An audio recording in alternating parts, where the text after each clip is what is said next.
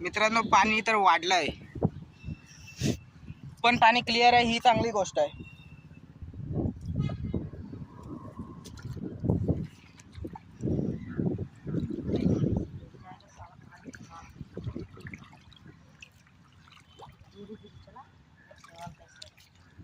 शेवाल के नीचे गड्ढा भी हो सकता है. साला मैं कैसे आऊँ यार, मेरा तो पूरा चड्डी भीग जाएगा.